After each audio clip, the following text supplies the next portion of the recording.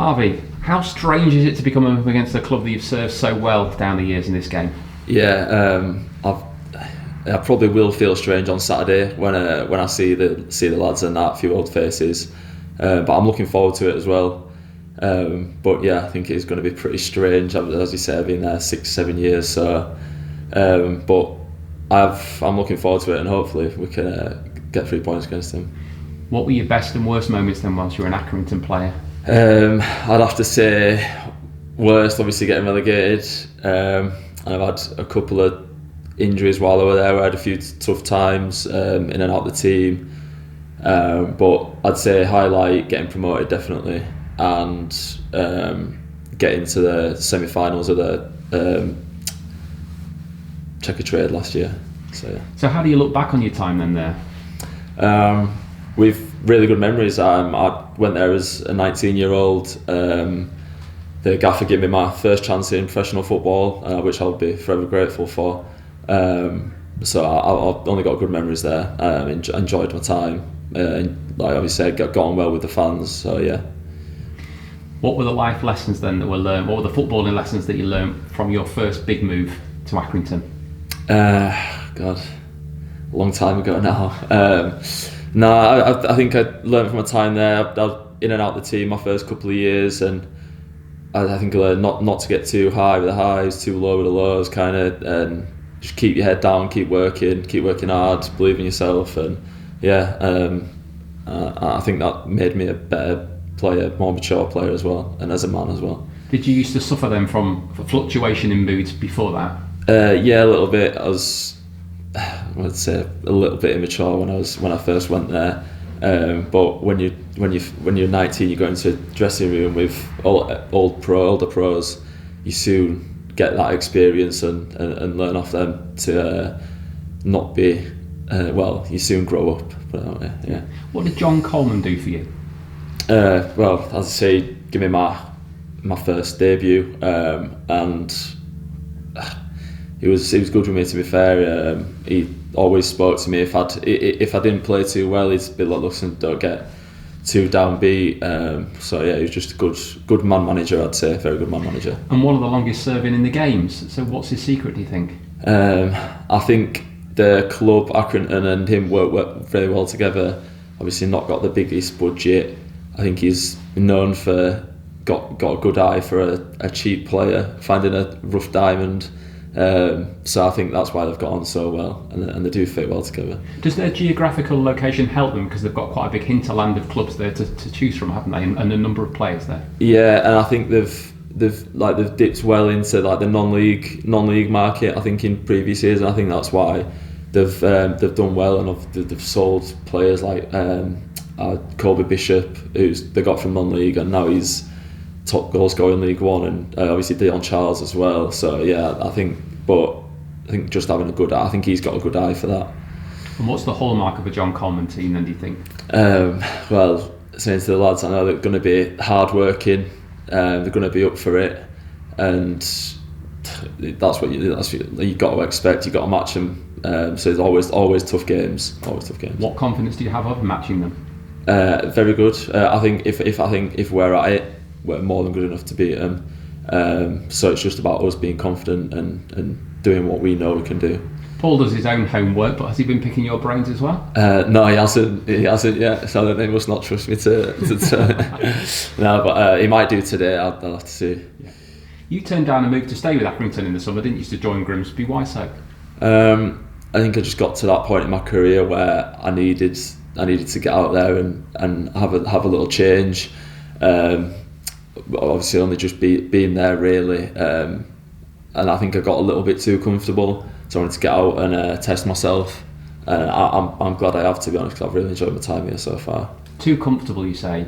How did that manifest itself? I don't know, I wouldn't, well, maybe not say too comfortable, but when I was just like, it was like, do you want another year, or I just like, I need to get out and try and get on. I don't know. I just try and get out there and play for other clubs and see what's out there. Test myself in other leagues, other cultures. So.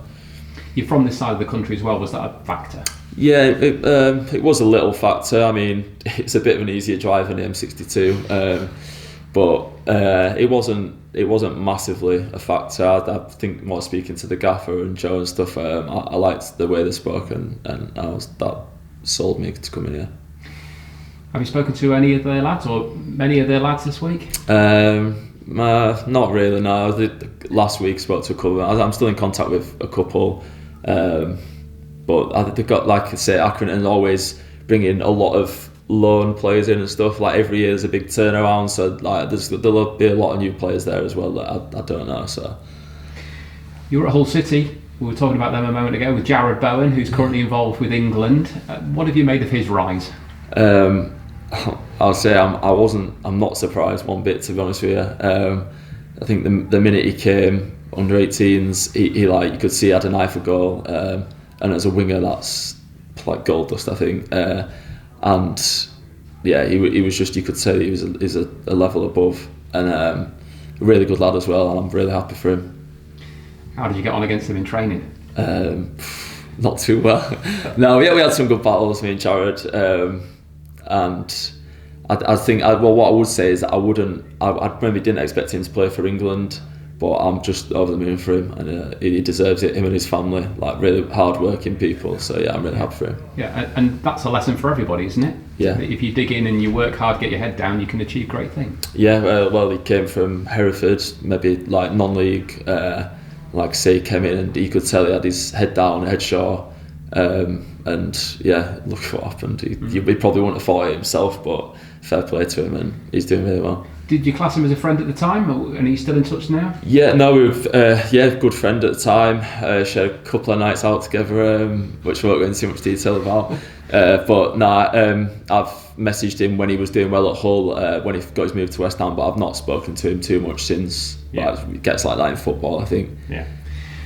Back to the Mariners, what are you making of your current table position of 18th after 12 games? Yeah, we're obviously a bit disappointed.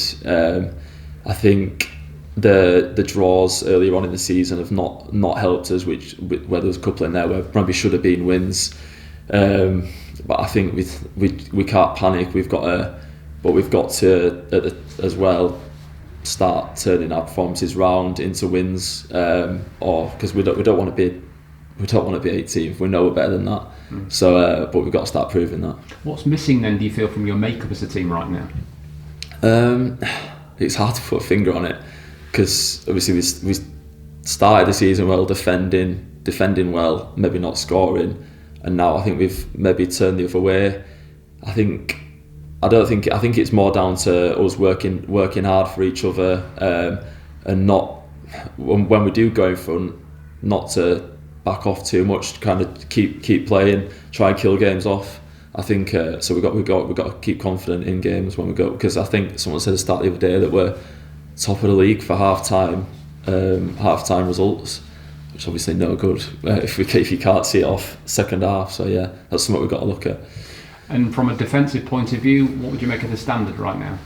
Yeah, I'm obviously, like I said, with the start of the season, I thought we were defending really well, and I think as a back four, when you're conceding goals, you tend to look at the back four, but I'd say it's a team thing as well. We need to defend better as a team, and that's hopefully something we can get back to, because it's frustrating because I know it's there. So hopefully that it won't last for too much longer. Tuesday night there was a skirmish involving yourself right at the very end of the game. What happened there from your point of view? It's not really like me that, but one of their players was taking the mick a little bit, and I just lost my head a little bit, and I thought it needs to be smashed. So that was it really. Taking the mick in what way? Just showboating for showboating's sake, I think, and I think he's a young lad, probably new to the game, and I think a few of the experienced pros on their team were like, I said to him, you would have done exactly the same thing, and I said, yeah, probably. So I don't think there's not much to it. I said to him after the game, the lad said, I had to do it. He can't be doing stuff like that, and yeah, he shrugged it off. He was fine with it. So yeah. But it's brought you onto 4 yellow cards now, hasn't it? So you're walking a bit of a tightrope there. How much will that be in your mind going forward? I don't think about that too much. I don't really pick. I don't want to jinx myself, but don't really pick too many up with. I think the more just stupid things like that. So if I keep my head straight, I'll be fine.